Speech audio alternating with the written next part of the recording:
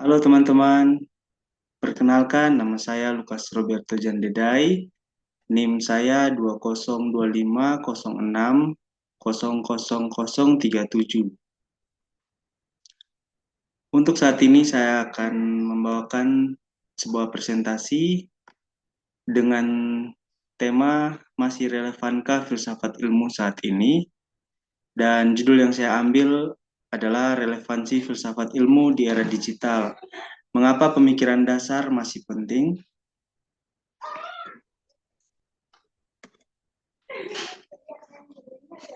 Yang menjadi pengantar masalah adalah pada saat ini era digital telah mengubah lanskap pengetahuan dengan akses data yang besar atau kuat, dan kecepatan informasi, inovasi teknologi seperti kecerdasan buatan, AI, dan big data.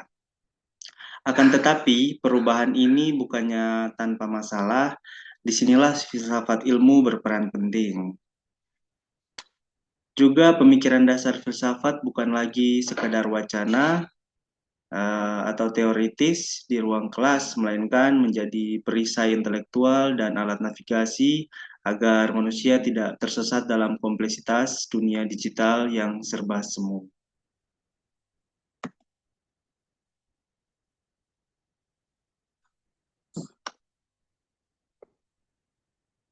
Oke, eh, tujuan presentasi ini untuk memberikan fakta atau pengetahuan baru dan membangun sikap berpikir kritis, juga memahami fondasi etis teknologi.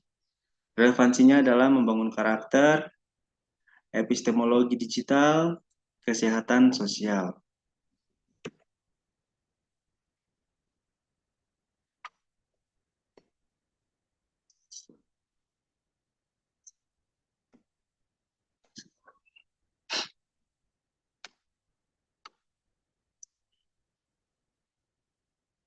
Epistemologi ilmu tentang pengetahuan.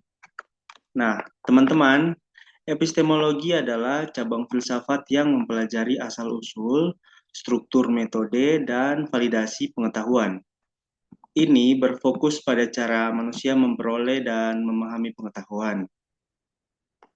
Juga dalam perjalanan mencari kebenaran, manusia telah menggunakan beberapa metode, mulai dari mitos hingga pendekatan ilmiah modern. Setiap metode memiliki kekuatan dan kelemahannya sendiri, membentuk landasan bagi pemahaman kita tentang dunia dan realitas di sekitar kita. Nah, teman-teman, itu adalah uh, ini adalah arti dari epistemologi, yang adalah ilmu tentang pengetahuan. Nah, kita next. Di sini ada komponen epistemologi digital. Yang pertama, peran filsafat ilmu di era digital. Filsafat ilmu bukan sekedar teori akademis, melainkan alat kritis. Nah, gunanya adalah agar dapat menguji keabsahan atau memastikan apakah sebuah informasi didukung oleh bukti yang kuat. Juga ada etika pengetahuan. Etika pengetahuan mempertanyakan apakah penyebaran informasi tersebut bertanggung jawab atau justru merugikan orang lain. Nah, misalnya penyebaran hoaks dan misinformasi. Juga dan nomor dua di sini ada validasi informasi. Validasi informasi adalah metode verifikasi. Ini adalah aspek praktis dari epistemologi. Mengingat siapapun bisa memproduksi konten, kita memerlukan metode untuk menyaring mana yang fakta dan mana yang misinformasi. Di sini terdapat dua poin, yaitu verifikasi, mengecek sumber asli, dan juga validasi, memastikan data tersebut relevan dan akurat secara logika dan empiris. Oke teman-teman, kita next. Di sini terdapat komponen epistemologi digital. Konsep pengetahuan baru era digital mengubah definisi pengetahuan yang dulu hanya sebatas buku teks. Nah, di era digital saat ini, setelah banyak muncul dan salah satunya adalah big data dan algoritma. Kini pengetahuan bisa lahir dari pengolahan data raksasa melalui algoritma. Yang kedua ada kekritisan terhadap realitas. Kita harus tetap skeptis apakah algoritma tersebut objektif atau memiliki bias tertentu dalam mempresentasikan realitas.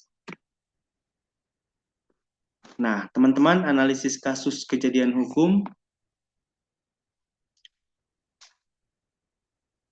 adalah yang pertama, di sini terdapat hoaks dan misinformasi. Nah, teman-teman, contoh yang dapat diambil dari hoaks dan misinformasi adalah penyebaran berita bohong yang merusak demokrasi dan opini publik, misalnya krisis kesehatan atau selama terjadinya pemilu ataupun berbagai macam contoh-contoh yang lainnya. Namun di sini saya ambil dari krisis kesehatan atau selama pemilu.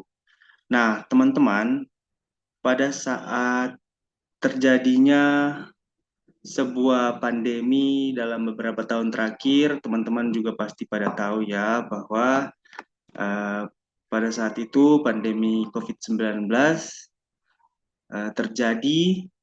Di situ uh, muncul berbagai macam misinformasi atau hoaks dari berbagai macam pola pikir individu manusia.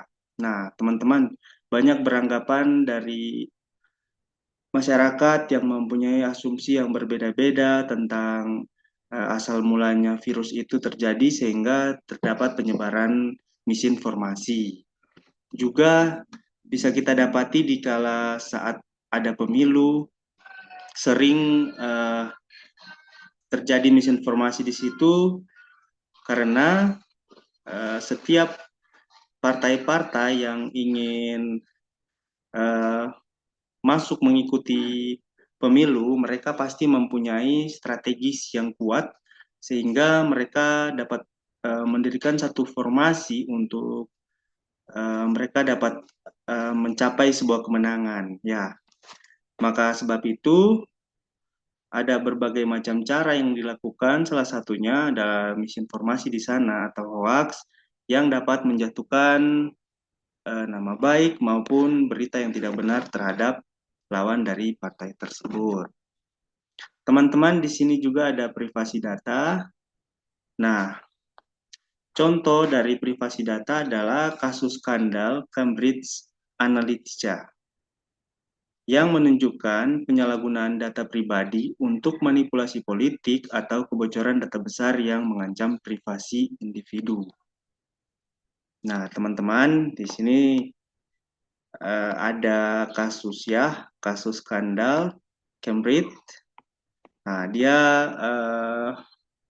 kasusnya adalah penyalahgunaan data pribadi ya. Jadi dia mencoba untuk memanipulasi politik sehingga terjadi kebocoran data di sana dan itu dapat mengancam privasi individu.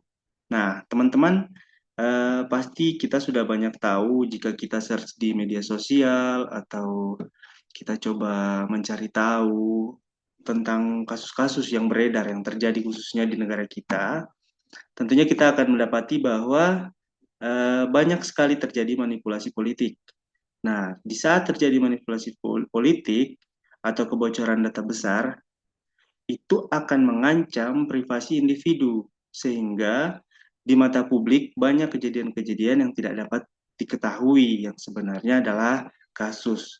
Di sana terjadi penutupan atau privasi, sehingga kasus-kasus yang seharusnya dipublikasikan dan menjadi sesuatu yang umum, pengetahuan umum untuk masyarakat, tidak terekspos. Di situ terjadi privasi data. Nah, teman-teman, di sini ada kesehatan mental dan digital. Kesehatan mental dan digital ini ada sebuah contoh ya meningkatnya kasus yang meningkatnya stres digital kecanduan media sosial atau cyberbullying, dan penurunan interaksi tatap muka di kalangan remaja. Ya, baik, pasti teman-teman tentunya semua kita pasti sudah tahu banyak sumber-sumber yang dapat memberikan atau penjelasan tentang bagaimana cara yang bijak menggunakan media sosial. Di sini contohnya adalah kesehatan mental dan digital, meningkatnya stres digital, kecanduan sosial, penurunan interaksi tatap muka di kalangan remaja.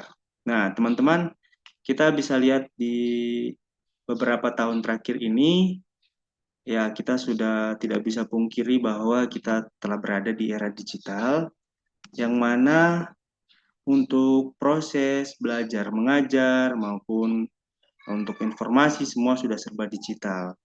Sehingga kurangnya interaksi kita terhadap lingkungan sekitar kita maupun di bagian kalangan remaja sudah lagi kurangnya interaksi tatap muka.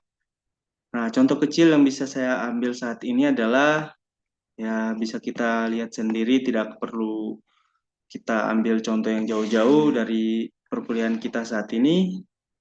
Kita berinteraksi tidak tatap muka, namun dengan menggunakan sebuah aplikasi atau Zoom. Ya, memang kita tatap muka, namun tidak berinteraksi secara langsung.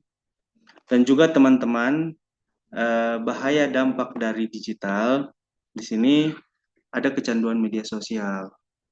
Nah, teman-teman, beberapa waktu lalu saya sempat search di salah satu media sosial dan saya dapati di situ ada sebuah video cuplikan pendek yang dimana seorang anak kecil eh, diakibatkan oleh karena terlalu sering menggunakan media sosial dan dikala saat orang tuanya mengambil gadget atau handphone dari anak kecil ini, dia menjadi stres karena dia kecanduan sehingga tangannya sendiri dikira handphone. Nah, itu adalah salah satu contoh berbahaya jika digital sudah sering digunakan dan menjadi kecanduan.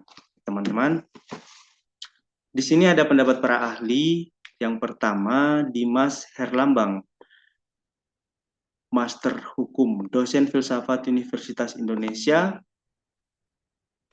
Dalam kutipannya mengatakan bahwa filsafat mengajarkan kita untuk mempertanyakan segalanya, termasuk diri kita sendiri.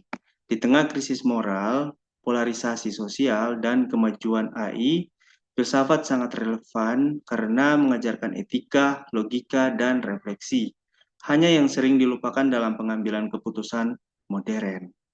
Yang kedua, Robin Carr, Interim Director, Department of Philosophy, University of Illinois.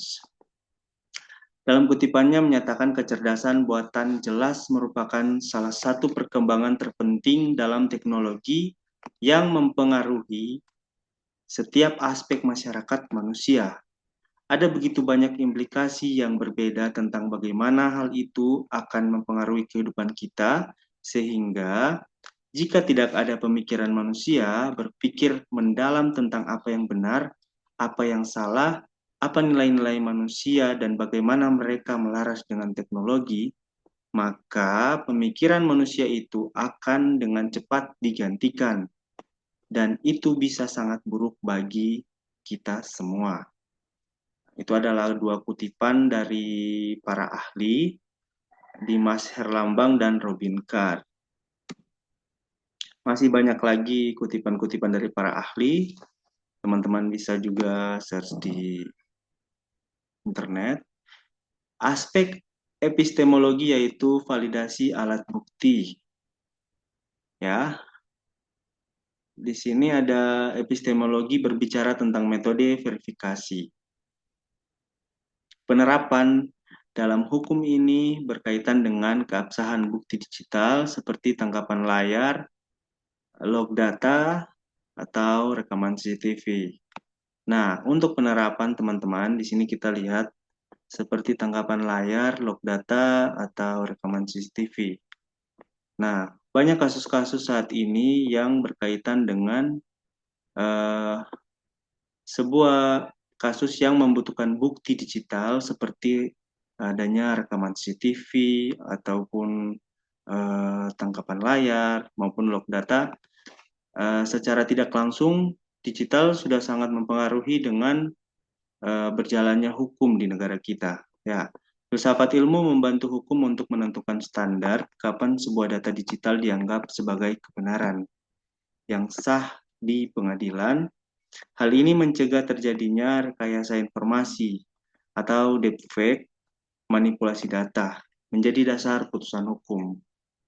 Ya, teman-teman, jadi filsafat ilmu ini sangat membantu kita, khususnya sangat membantu hukum untuk dapat menentukan sebuah standar data digital yang mana dapat dianggap sebagai sebuah kebenaran yang sah di pengadilan dan untuk mencegah terjadinya sebuah rekayasa informasi, ya, deepfake ya, atau manipulasi data.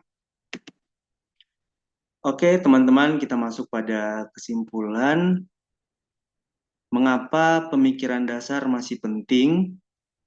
Nah, tanpa filsafat ilmu, hukum digital hanya akan menjadi kumpulan aturan teknis yang kaku. Ya, teman-teman. Ya, di sini tanpa filsafat ilmu, hukum digital hanya akan menjadi kumpulan aturan teknis yang baku. Pemikiran dasar diperlukan agar di sini terdapat 3 poin, teman-teman. Yang pertama, hukum akan tetap relevan. Nah, meski teknologi berganti, prinsip keadilan tetap abadi.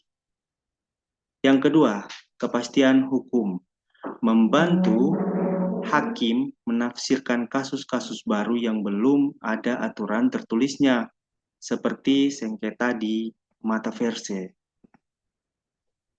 Dan yang ketiga, filtrasi moral, menjaga agar kemajuan digital tidak mengabaikan martabat manusia. Nah, teman-teman, oleh karena itu, di era digital ini, pemikiran dasar diajarkan oleh filsafat ilmu menjadi semakin penting untuk membantu kita menavigasi kompleksitas dunia modern dan membuat keputusan yang bijaksana dan bertanggung jawab, serta menjaga nilai-nilai kemanusiaan di tengah kemajuan teknologi. Filsafat ilmu bukan hanya warisan masa lalu, tetapi juga kompas yang membimbing kita menuju masa depan yang lebih baik. Oke, baik teman-teman. Mungkin ini adalah presentasi saya pada saat ini. Semoga dapat bermanfaat bagi kita semua. Mohon maaf jika ada salah penyebutan nama maupun ada salah kata yang terdapat. Baik, terima kasih.